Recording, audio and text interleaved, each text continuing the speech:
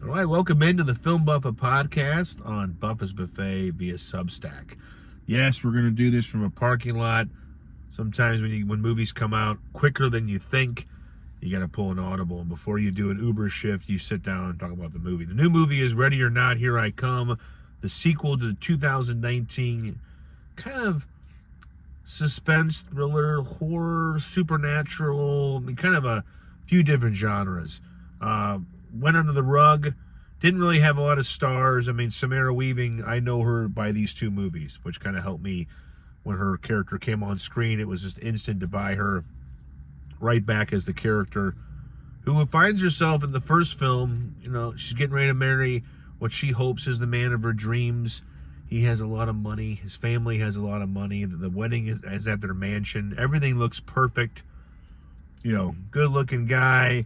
She's happy. And only the fact that after the wedding, they play a special game. Not Jigsaw's game from Saw, but more like pull a card, and then we're going to play that game. And she pulls a hide-and-seek card. And the rest of the movie is basically the family hunting her down like she's an animal. And that's the whole game. And, you know, spoiler alert, if you're watching this and you didn't watch the first movie, I'm sorry, but when there is a sequel, and if you've seen any kind of marketing, you know she survived.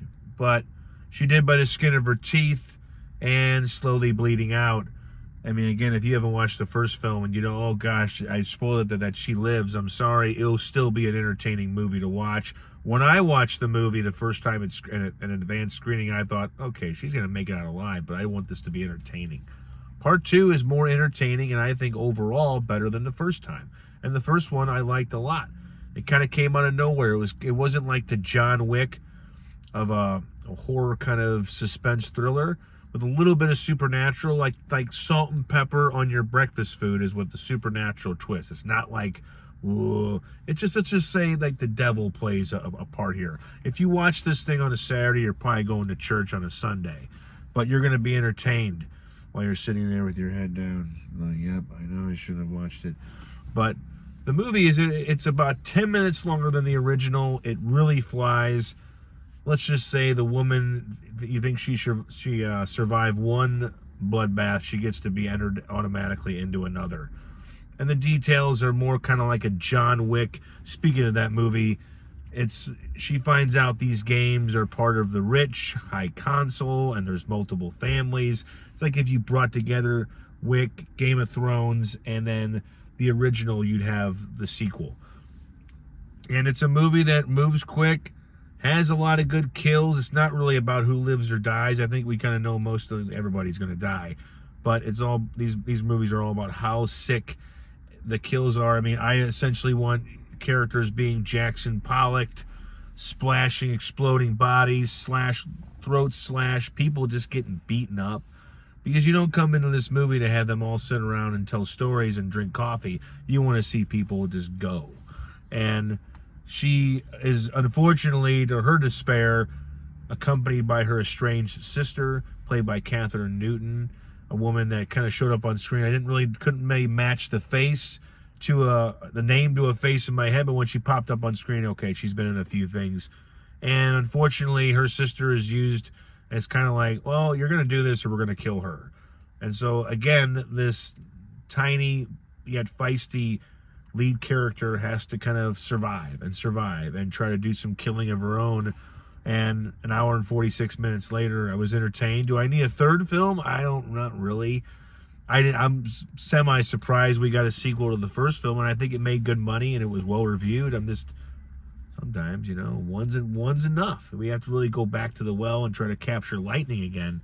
This one actually does it, though. Pulls it off.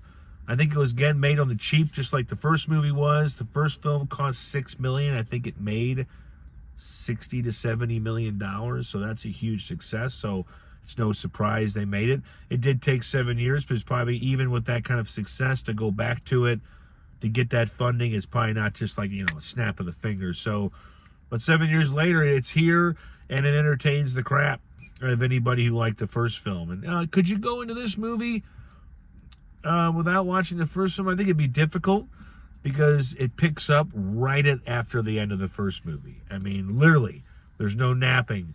There's no hospitals. There's no like, yeah, okay, let's have a little speech. No superhero flies down from a post-credit sequence. It's just, it's on. And there's not a lot of time for rest. But I do think the movie delivers what you would expect if you watch the trailer, if you like the first film, if you're coming in for a good time. Samara Weaving kind of holds it down. The Pitt fans know Sean Hannity right now as great kind of guest. He kind of shows up in 3 or 4 episodes of this HBO Max series, but he's a breath of fresh air when he shows up. He's the doctor who helps SWAT. He's the hero doc. He's the guy that's very calm. And Ready or Not 2, he's a demon, man. He is a bad, bad man. Sarah Michelle Gellar plays, she's kind of technically a psycho in this, but she's not as psychotic as Hannity.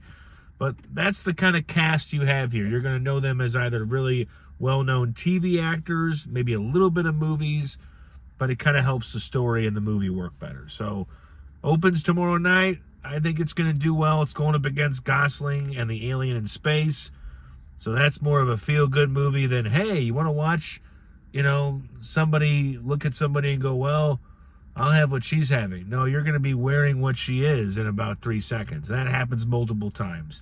Bodies explode, throats get slashed, people get their ass whooped. I mean, that's Ready or Not 2, Here I Come. They put that in the title for a reason, and I think it delivers. I mean, if you're not ready for this, go watch Project Hail Mary. It's a better movie. If I had to say which one, this review is for Ready or Not 2, but I will tell you that Gosling film is the stronger film, and it's for the whole family. I think if your mom watches Ready or Not 2 and she's not ready, I think she'll probably, have to leave the house for a couple days, take a sabbatical, get a massage, cleanse her brain. This might stain it. So you might want to leave mom at home unless you warn her. Have her watch the first film and then watch the trailer and then just go, are you sure? Because Ready or Not 2 does leave kind of an entertaining stain on the movie soul if you're not ready for it. But if you are, go out there and watch it. And if you haven't watched the first film, what are you doing? Okay, take a break from the TV shows. We know television is winning. They really are. Since there's so much content and so many movies and TV shows coming out every day, TV shows have kind of gotten the best of the popular discussion. The Last of Us, The Bear. People talk about that more than they talk about One Battle After Another or even Sinners. But even though I think Sinners kind of transcended what people avoid the Oscars for, they actually tuned in for. So, look at that. We've lost lighting, folks. We're losing electricity. This is what you call, look at that, and let there be light. But I would just say forget the TV shows for one night. Watch the first movie. Watch the second one. And then eat some good food and discuss it. Because I think if it does well, there could be a third film. All right. Time to get out of here. I kept this under 10 minutes because nobody really wants to watch a guy review a movie in a truck in a QT parking lot while I have to look at ice cream.